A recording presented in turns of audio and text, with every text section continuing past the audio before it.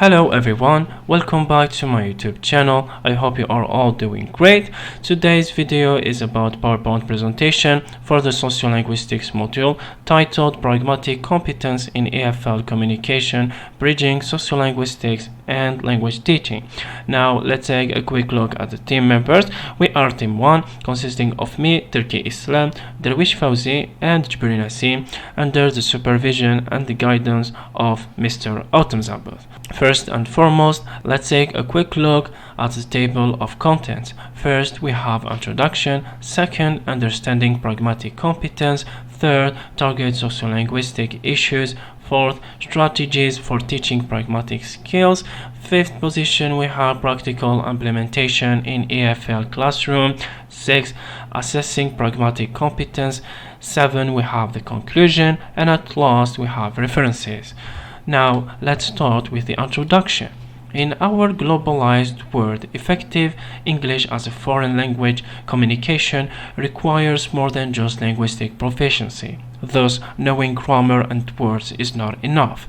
Pragmatic competence is the ability to use language correctly and appropriately in different and diverse social contexts. This study examines the connection and relationship between sociolinguistics and language teaching, focusing on pragmatic competence in EFL communication, additionally exploring theoretical frameworks, practical strategies, and pedagogical applications. The aim is to help educators to improve learners' pragmatic skills for a better cross-cultural communications. So this simply means just knowing English grammar and vocabulary isn't enough to communicate effectively if it is not your first language.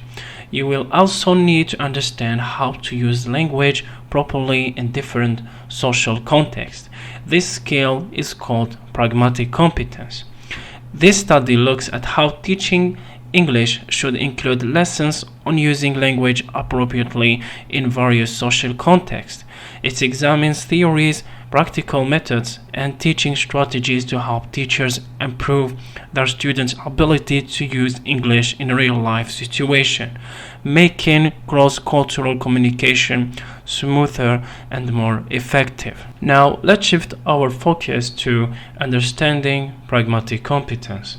Pragmatic competence includes important components such as linguistics, and social cultural skills that are used to interpret and produce language appropriately and correctly in context. It involves understanding sociocultural norms, conventions, and different expectations in communication. Pragmatic competence is essential for navigating different social situations and expressing oneself effectively and efficiently. Additionally, this latter helps learners to understand the implicit meaning in communication. Thus, mastering pragmatic skills enable meaningful interactions with English speakers from different cultural backgrounds. So, in other words, this simply means pragmatic competence is about using language in a way that is suitable for different social situations. It involves two main skills. The first skill is linguistic skills, which means knowing the words and grammar of a language. The second skill is sociocultural skills, which means understanding the cultural rules and expectations for how to communicate. Now we might ask, what is the importance of pragmatic competence? Pragmatic competence helps you to navigate social situations, like knowing how to greet a friend versus a boss. And it helps you to express yourself effectively, like knowing when to be formal or informal. And at last, it helps you understand the hidden meanings in conversations, or also known as the implicit meaning. Now let's move to the key sociolinguistic concepts. Understanding key sociolinguistic concepts is crucial to fully comprehend pragmatic competence. These concepts include speech acts, politeness strategies, face-saving mechanism, and conversational implicator. Speech acts involve actions that are performed and carried through language, such as requests, comments, or apologies. Politeness strategies refers to the linguistic tools that are used to maintain and keep social harmony and reduce social threats. Knowing these concepts equips the learners to be ready to handle different communicative situations and interpret implicit meanings. To fully understand how to use language properly in different social situations, you need to know some key ideas from sociolinguistics. The first one is speech acts. These are actions you do with words, like making requests, giving comments, or saying sorry. For example, when you say, "Please open the window," you are making a request. Second, we have politeness strategies. These are ways of speaking that help keep social interactions friendly and respectful. For example, saying "could you please" instead of "do this now" is more polite and helps avoid conflict. Third, we have face-saving mechanisms. These are ways to talk that help protect someone's self-esteem or social image. Example, if you need to correct someone, you might say, "I see what you mean, but," instead of saying directly, "you are wrong." Fourth, conversational applicator. This is when someone applies something without saying it directly, and you have to understand the hidden meaning or the implicit meaning. Example, if someone says "it's getting late," they might be suggesting that it is time for you to leave. So it is safe to say knowing these concepts helps you handle different communication situations and understand what people really mean, even if they don't say it directly. This makes you better at interacting with others in a smooth and respectful way. Now let's proceed to target sociolinguistic issues. One of the major issues in EFL communication is the misinterpretation or misapplication of pragmatic norms. Learners may face difficulties to understand cultural nuances, using appropriate speech acts, or recognizing the diverse contextual cues. These difficulties can lead to struggle in communication and misunderstandings. To resolve this issue, it requires sociocultural awareness, explicit instruction on pragmatic features, and opportunities for communicative practice. By raising and enhancing learners' awareness of pragmatic conventions and providing well-structured strategies for effective communication can help overcome the sociolinguistic barriers in EFL contexts. This indicates that this major issue can happen because of three main factors. The first one is cultural nuances. For example, in some cultures it is normal to be very direct, but in others people might find that rude. So students might not understand cultural differences in communication. The second one is appropriate speech act. Students might not use right phrases for request apologies. Example, saying "give me the book" instead of "could you please pass me the book." The third one is contextual cues. Students might miss or misinterpret hints in conversations. Example, not realizing that it's getting late might be a polite way to suggest ending a meeting. In order to solve these issues, students need sociocultural awareness, explicit instruction, and communicative practice. By teaching students about these aspects and giving them strategies for effective communication, teachers can help them overcome these barriers and improve their ability to communicate in English. Now let's move forward to strategies for teaching pragmatic skills. When it comes to teaching pragmatic skills, educators involve different activities and tasks to help learners understand effectively and apply the pragmatic features. Activities like role plays, scenario-based tasks, and discourse analysis exercises offer practice in using language correctly in relation to the context. Well-structured instructions on speech acts, politeness strategies, and conversational norms is crucial for developing sociolinguistic awareness.